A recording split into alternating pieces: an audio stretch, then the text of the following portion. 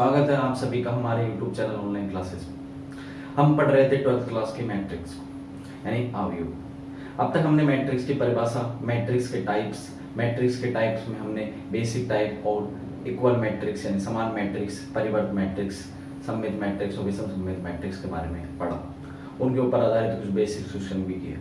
आज हम लेके आ रहे हैं मैट्रिक्स का थर्ड पार्ट। इस पार्ट में हम मैट्रिक्स के ऊपर आधारित संक्रियाएं पढ़ने वाले हैं और संक्रियाओं के ऊपर क्वेश्चन करने वाले हैं। तो चलो शुरुआत करते हैं आज की क्लास। तो कॉपी पेन उठाइए और शुरुआत कीजिए हमारे साथ। तो मैट्रिक्स पर आधारित संक्रिया मतलब ऑपरेशन। हम मैट्रिक्स पे कौन कौन से ऑपरेशन कर सकते हैं? तो जो फर्स्ट ऑपरेशन कर सकते हैं वो है मैट्रिक्स का योग, एडिशन।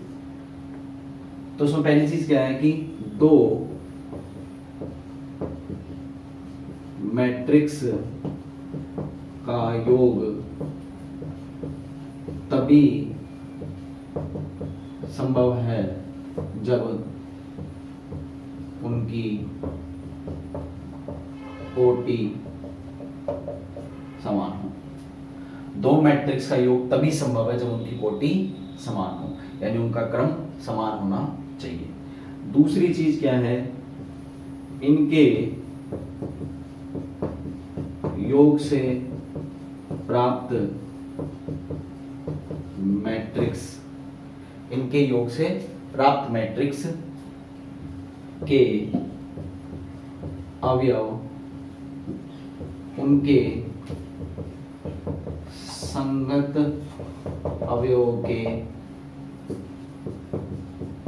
योग से प्राप्त होते हैं। यानी अगर हम बात करें तो इनके योग से क्या मिलेगा? हमें मैट्रिक्स से मिलेगा और उसके जो अवयव हैं वो संगत अवयवों के योग से प्राप्त होते हैं, योगफल से प्राप्त होते हैं। यानी अगर हम एक छोटा सा एग्जांपल चीजें पहले एक बार चीजें समझे तो A बराबर अगर मान लो कि कोई मैट्रिक्स है Aij m into n और B बराबर कोई मैट्रिक्स है Bij m into n, तो दोनों की क्या होनी चाहिए? कोटि बराबर होनी चाहिए। और जैसे हम इन दोनों को जोड़ेंगे A प्लस बी तो क्या होगा? Aij किससे जुड़ जाएगा? Bij से जुड़ जाएगा और इससे जो मैट्रिक्स बनेगा वो एक नया मैट्रिक्स बनेगा C। तो योग कब होगा? जब दोनों की कोटियां समान हो, पहली चीज। दूसरा, संगत अवयवों को जोड़ने से क्या बनेगा? एक नया मैट्रिक्स बनेगा और उसकी कोटि भी क्या होगी? उन्हीं के समान होगी। तो ये चीज क्लियर हुई। अगर हम इसको एक छोटे से एग्जांपल से यहाँ पे समझना चाहें, छोटा सा एग्जांपल देखें कि A अगर कोई मैट्रिक्स है 1 2 3 4 और B एक और मैट्रिक्स है -5 6 7 8।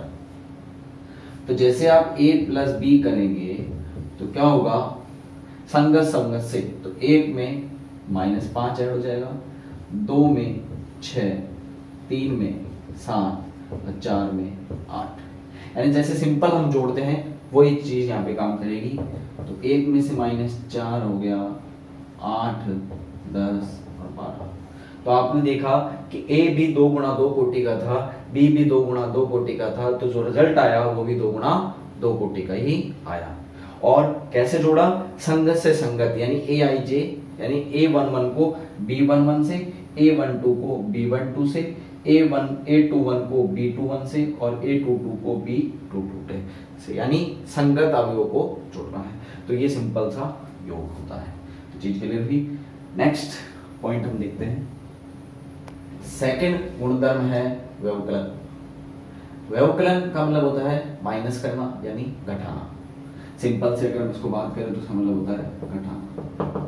तो इसमें भी पहला पॉइंट है, इसमें भी अगर हम फर्स्ट पॉइंट की बात करें तो दो मैट्रिक्स का व्यवकलन, दो मैट्रिक्स का व्यवकलन तभी संभव होगा जब उनकी कोटि समान हो। यानी तभी होगा जब उनकी कोटि समान हो, जैसा योग में होता था। दूसरा, इनसे या फिर व्यवकलन से मैट्रिक्स प्राप्त होगी जिसके अवयव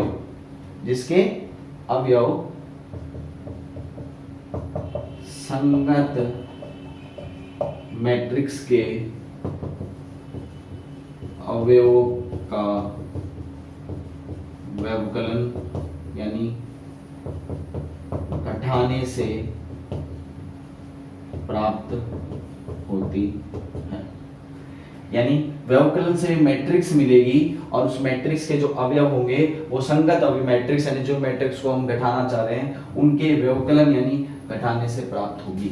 यानी अगर हम देखें कि ए अगर कोई मैट्रिक्स है A I J M into N और बी मैट्रिक्स है B I J M into N, तो आप जैसे ए माइनस बी करेंगे तो होगा क्योंकि दोनों की कोटियां क्या है समान है एम इंटू एन, और जैसे आप घटाएंगे तो संगत में से संगत घटेगा ए आई जे में से बी आई जे घटेगा और इससे भी एक नया मैट्रिक्स मिलेगा सी।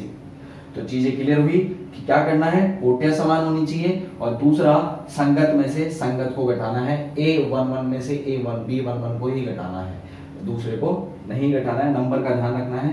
इसका अगर हम छोटा सा एग्जांपल देखें कि ये मान लो कि A कोई मैट्रिक्स है 3 7 9 8 और B कोई मैट्रिक्स है 5 -4 6 और 2। तो जैसे आप A माइनस बी करेंगे तो A माइनस बी करेंगे तो क्या होगा 3 -5, पहले में से पहले वो उठाया 7 + 4 क्यों क्योंकि साइन चेंज हो गया 9 -6 और 8 -2। तो आप देखेंगे 3 में से 5 गया -2 11 3 और 6। तो आपने क्या देखा कि A की जो कोटि थी 2 गुणा 2, B की जो कोटि थी 2 गुणा 2, C की भी वही आई। और कैसे किया, संगत में से संगत एलिमेंट्स को हमने माइनस किया। तो व्यवकलन और योग दोनों एक ही तरीके से काम कर रहे हैं। तो पहली चीज दोनों की कोटियां समान होनी चाहिए। तो सर क्या हम 2 ही मैट्रिक्स को जोड़ सकते हैं? नहीं, हम 3 को भी जोड़ सकते हैं, हम 4 को भी जोड़ सकते हैं। शर्त बस यही रहेगी उनकी कोटियां समान होनी चाहिए और जोड़ने की शर्त क्या है ये रहेगी। और घटाने का तरीका क्या है या जोड़ने का तरीका क्या है कि संगत में से संगत को ही जोड़ना है या फिर घटाना है। तो ये चीज भी हमारी क्लियर। नेक्स्ट संक्रिया है तीसरी, मैट्रिक्स का गुणन यानी प्रोडक्ट ऑफ मैट्रिक्सेस या फिर मल्टीप्लाई ऑफ मैट्रिक्सेस। तो मल्टीप्लिकेशन ऑफ मैट्रिक्स में पहली चीज तो यह है कि 2 मैट्रिक्स का गुणन तभी संभव होगा जब प्रथम मैट्रिक्स के स्तंभ दूसरी मैट्रिक्स की पंक्ति के समान हो। फर्स्ट कंडीशन तो यही है कि 2 मैट्रिक्स का गुणन तभी संभव होगा, गुणा तभी निकलेगा जब प्रथम मैट्रिक्स के स्तंभ दूसरे मैट्रिक्स से पंक्ति के समान होने चाहिए। और गुणन से प्राप्त मैट्रिक्स, और जो गुणन से प्राप्त होगी वो भी क्या होगी, मैट्रिक्स होगी, आप भी होगी। गुणन से प्राप्त मैट्रिक्स होगी जिसके अवयव, गुणन से प्राप्त मैट्रिक्स होगी जिसके अवयव प्रथम मैट्रिक्स के आईवी पंक्ति के अवयवों का द्वितीय मैट्रिक्स के जेवे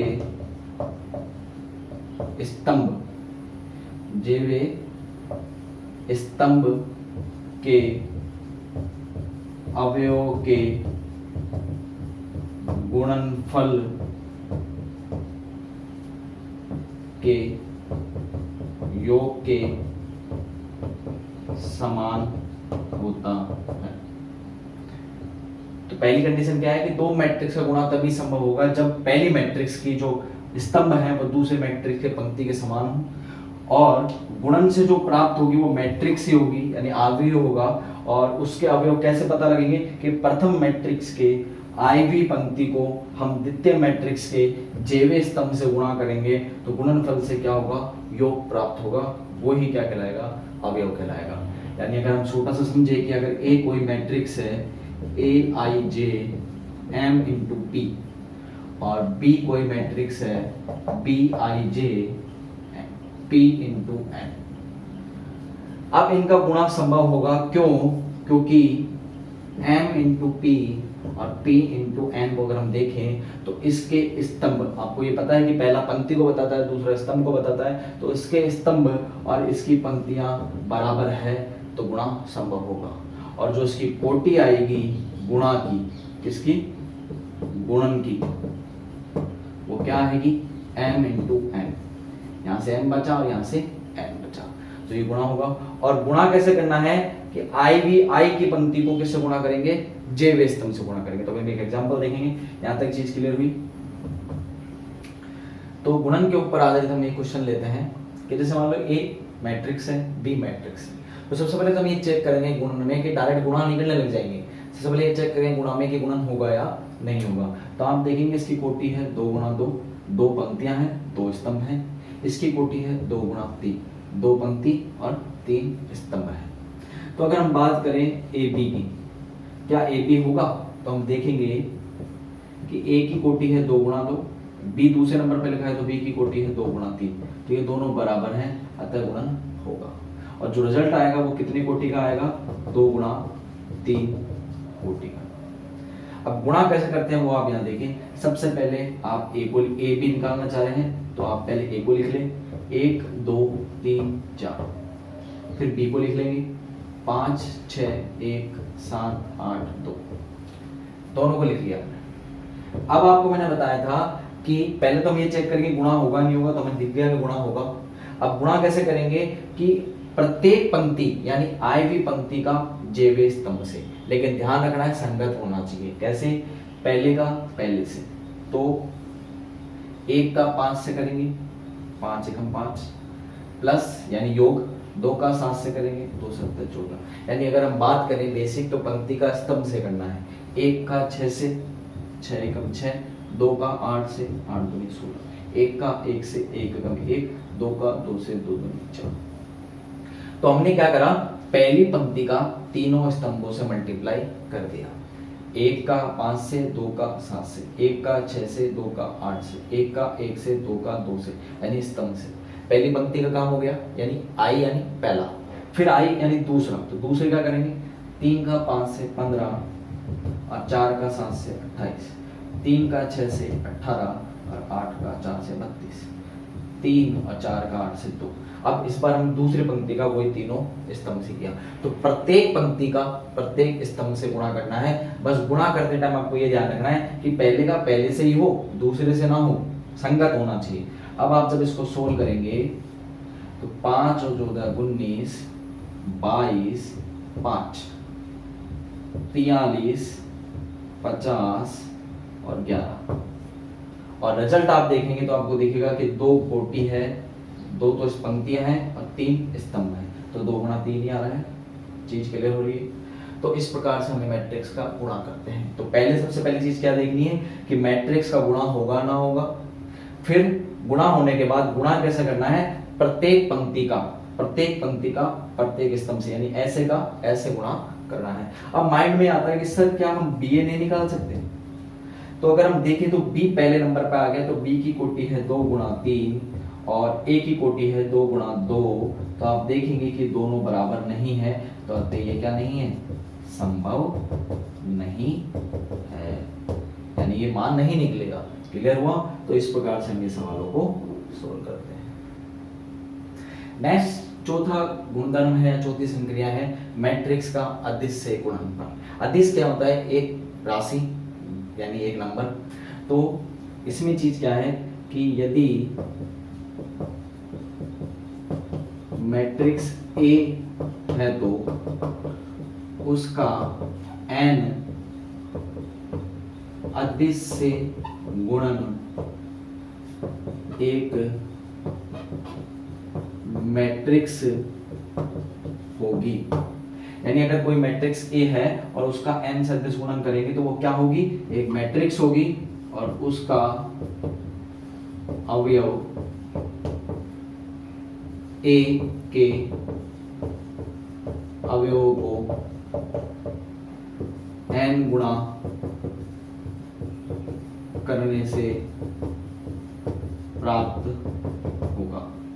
यदि अगर कोई मैट्रिक्स ए है और उसका n से अदिश से गुणन करेंगे तो एक मैट्रिक्स होगी और उसका अवयव ए के अवयवों को n गुणा करने से प्राप्त होगा। यानी इसके ऊपर एक छोटा सा पहले हम बेसिक समझ लें कि अगर मान लो कि ए आई जे एक कोई मैट्रिक्स है m गुणा n, अब आपको निकालना है 5a।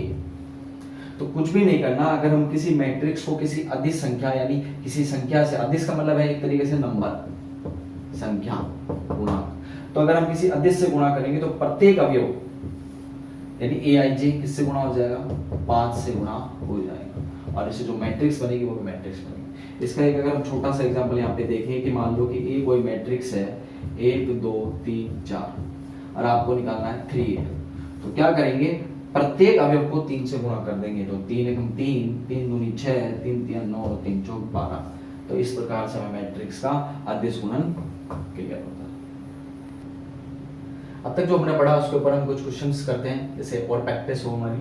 तो ए मैट्रिक्स है, बी मैट्रिक्स है, आपको ए प्लस बी और ए माइनस बी डिफाइन करना है। तो कैसे करेंगे, सबसे पहले आप ए लिख लेंगे, ए लिखा -3 2 1 1 -4 7। बी देखते हैं 3 5 -2 -1 4 -2। ए और बी आ गए। अब आपको निकालना है ए प्लस बी। तो किसी भी मैट्रिक्स का योग निकालने से पहले हमें पता होना चाहिए कि उसकी कोटि क्या हो, समान हो। तो आप इसकी कोटि देखेंगे 2 गुणा 3 और इसकी कोटि भी देखेंगे 2 गुणा 3, दोनों बराबर है यानी योग होगा। अब योग कैसे करेंगे, आप चाहे तो वापस लिख लें, -3 2 1 1 -4 7 प्लस 3 5 -2 -1 4 -2। अब आपको योग बताया था कि संगत का संगत से, तो -3 में 3 ऐड कर लें, 2 + 5 1 - 2 1 - 1 -4 + 4 7 -2। तो इससे जो रिजल्ट आएगा यानी संगत संगत में, पहले का पहले से, दूसरे का दूसरे से, तीसरे का तीसरे से, ये 0 हो गया, 3 से 3 कैंसिल हो गया, 7 - 1 ये भी कैंसिल आउट हो गया, ये भी कैंसिल आउट हो गया, तो 0 0 और 5। तो ये हमारा आंसर है। इस प्रकार जब आप a माइनस बी करेंगे तो a माइनस बी भी होगा क्योंकि दोनों की कोटियां समान है। घटाना कैसे, वही संगत का संगत से, तो आप घटाएंगे तो -3 या फिर आप एक बार लिख लें, -3 2 1 1 4 -4 7 माइनस दूसरा 3 5 -2 -1 4 -2। जब आप घटाने लगेंगे तो -3 -3 2 -5 1 + 2 क्या हुआ, माइनस से माइनस को मल्टीप्लाई कर दिया, फिर 1 + 1 -4 -4 7 + 2। तो आप इसको जब सोल्व करेंगे तो -6 -3 + 3 2 -8 और 9। तो ये आंसर है। तो आपने देखा कि मैट्रिक्स का जोड़ और मैट्रिक्स का माइनस यानी व्यवकलन दोनों सेम ही है, बस कोटि समान होनी चाहिए। और करना क्या है, संगत का संगत से, बाकी बिल्कुल बेसिक जो हम मैथमेटिक्स पढ़ते आ रहे हैं जोड़ बाकी वही है। तो ये आपका क्वेश्चन क्लियर हो। नेक्स्ट क्वेश्चन है कि ए मैट्रिक्स है, बी मैट्रिक्स है, तथा एक संबंध लिखा हुआ है, एक रिलेशन लिखा हुआ है कि 3a - 2b + c = 0, जहां 0 शून्य मैट्रिक्स है। शून्य मैट्रिक्स क्या होता है हम पढ़ चुके हैं। तो सी का आपको मान याद करना। तो कैसे करेंगे, सबसे पहले आप ए लिख लेते हैं 4 2 1 3, फिर आपने बी लिख लिया -2 1 3 और 2। संबंध दे रखा है 3a - 2b + c = 0। तो मैं यहाँ पे वैल्यू पुट करता हूँ, तो 3 रहा और एक ही जगह मैंने वैल्यू पुट कर दी 4 2 1 3 -2 और बी की जगह वैल्यू पुट कर दी -2 1 3 2। प्लस सी पता नहीं है, और आपको पता है कि कोई भी मैट्रिक्स अगर हम जोड़ते हैं तो उसका अवयव भी वही आएगा जितने वो कोटि का है। तो शून्य मैट्रिक्स कितने कोटि का आएगा? 2 कोटि का ही आएगा। अब आपको मैंने भी बताया था कि मैट्रिक्स को किसी भी अदिश संख्या से गुणा करते हैं तो प्रत्येक अवयव गुणा होता है। तो 3 को इससे गुणा करेंगे तो प्रत्येक अवयव 3 से गुणा होगा। तो 12, 6, 3, 9, प्रत्येक को हमने 3 से गुणा कर दिया। यहाँ पे भी आप देखेंगे 2 प्रत्येक से गुणा होगा, -4, 2, 6, 4 प्लस सी और बराबर 0 0 0 0। यहाँ तक चीज आपके सामने क्लियर हो गई। फिर अगर हम आगे बात करते हैं, अब आपको दिख रहा है कि 2 मैट्रिक्स को हम क्या कर रहे हैं? घटा रहे हैं। तो कैसे घटाएंगे? संगत में से संगत। तो 12 + 4, 6 - 2, 3 - 6 और 9 - 4 प्लस सी बराबर 0 0 0 0। आप जैसे आप इसको घटाएंगे तो 16 क्या हो गया? 4 - 3 और 5, यानी ये प्लस का हो गया, बाकी सारे माइनस का हो गए। ठीक है, प्लस सी बराबर 0 0 0 0। अब जैसे आप इसका पक्षांतर करेंगे तो आप जानते हैं क्या होगा? माइनस का हो जाएगा। 16 4 -3 और 5, और जैसे आप इसमें से इसको घटाएंगे तो चिन्ह परिवर्तित होंगे, -16 -4 +3 -5, और ये हमारा सी आंसर आएगा। तो आपको बस क्लियर हुआ। वापस चीजों को समझिए, दोबारा देखिए एक बार कि ए और बी मैट्रिक्स दे रखी, आपने वैल्यू पुट करी। किसी भी मैट्रिक्स का अदिश से गुणा करते हैं तो प्रत्येक अवयव गुणा होगा। फिर आपने 2 मैट्रिक्स को घटाया, घटाना हम सीख चुके हैं कि संगत में से संगत को घटाना है। फिर मैट्रिक्स मिली, पक्षांतरण किया यहाँ पे हमने, और पक्षांतरण पे प्लस का क्या हो गया? माइनस, और फिर इसको इसमें से घटा दिया। फिर आप समझ सकते हैं कि हमने इनका चिन्ह चेंज कर दिया। तो ये हमारे पास सी आंसर। नेक्स्ट क्वेश्चन है कि अगर ए कोई मैट्रिक्स है तो AAT ज्ञात करना है। तो देखो सबसे पहले आप कैसे करेंगे, आराम से चीजों को समझिए। ए तो क्या है? हमें गिवन है, तो cos theta sin theta minus sin theta और cos थीटा। आगे फिर आप देखें ATGM है, तो AT का मतलब या A की डैश का मतलब मैं आपको बता चुका हूं, ये होता है ट्रांसपोज यानी परिवर्त मैट्रिक्स। और परिवर्त मैट्रिक्स कैसे निकालते हैं बच्चों? तो हम मैट्रिक्स को क्या कर देते हैं? पंक्ति को स्तंभ में परिवर्तित कर देते हैं। आप लोगों ने नहीं पढ़ा है तो आप पहले पुराना वीडियो देखिए। तो cos theta sin theta minus sin theta और cos थीटा, यानी हम क्या करेंगे?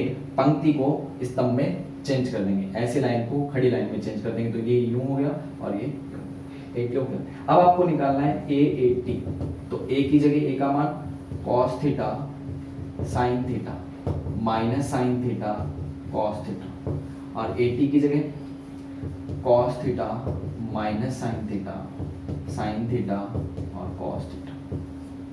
अब 2 मैट्रिक्स का गुणा करना है, गुणा होगा क्योंकि इसकी कोटि भी 2 गुणा 2 और इसकी कोटि भी 2 गुणा 2, तो पंक्ति और स्तंभ बराबर आ रहे हैं।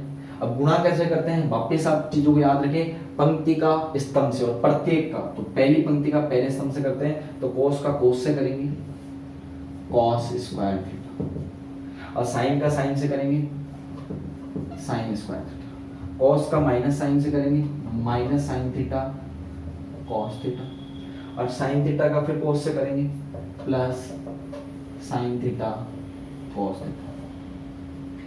इसका इससे करेंगे minus sin theta cos theta दूसरी पंक्ति का, फिर cos का sin से करेंगे plus sin theta cos theta.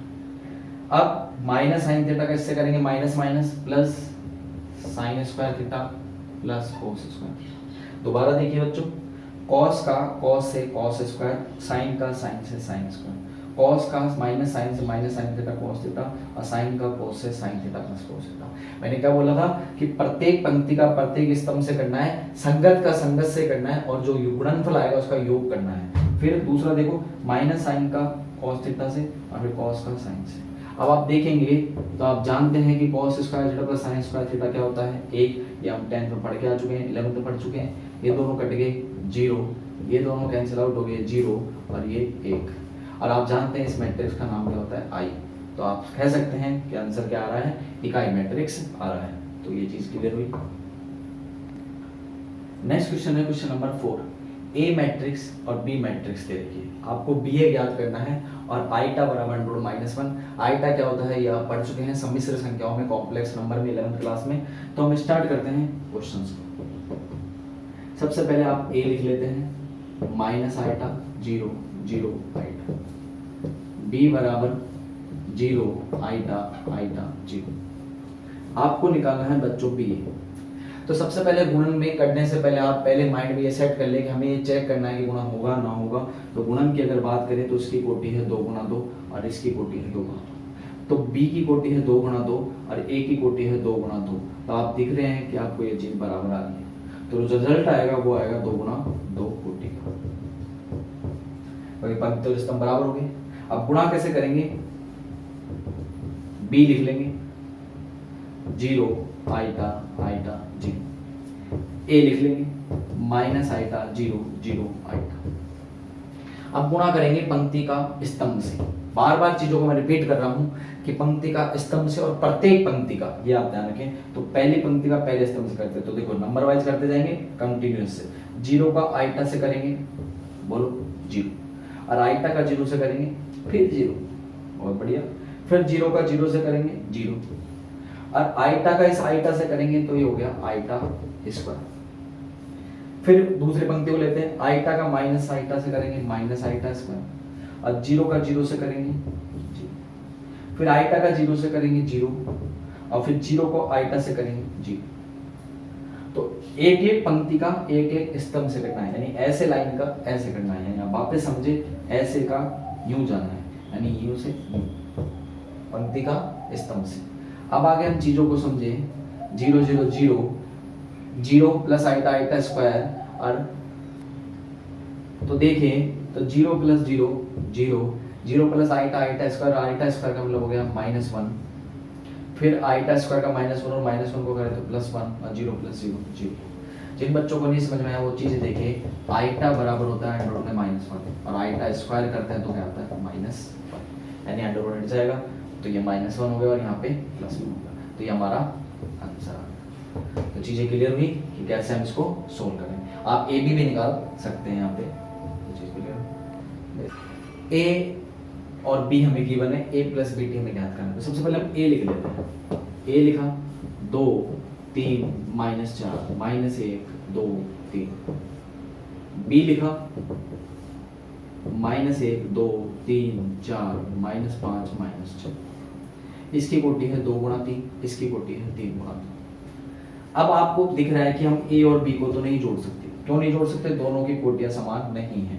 हमें जोड़ना है a + bt को। तो मैं पहले bt निकाल देता हूँ, b की पावर t। bt का मतलब वही पंक्ति को स्तंभ में बदल दे, तो -1 2 3 4 -5 -6, यानी जो सीधी लाइन है उनको हम किस में चेंज कर देंगे, खड़ी लाइनों में, 2 × 3। और आपको मैंने बताया भी था कि जो मैट्रिक्स का ऑर्डर होता है वो उल्टा हो जाता है परिवर्त मैट्रिक्स में। ये क्या है? एक तरीके से परिवर्त मैट्रिक्स। किसका? बी का। बी का ट्रांसपोज है तो उल्टा हो गया। अब आपको जोड़ना है a + bt।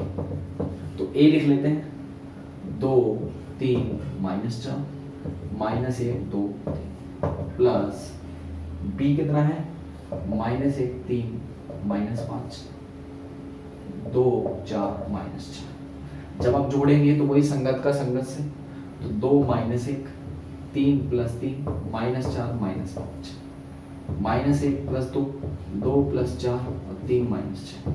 तो जब आप सोल्व करेंगे तो 1 6 -9 1 6 -3, तो आंसर आया 2 × 3 का।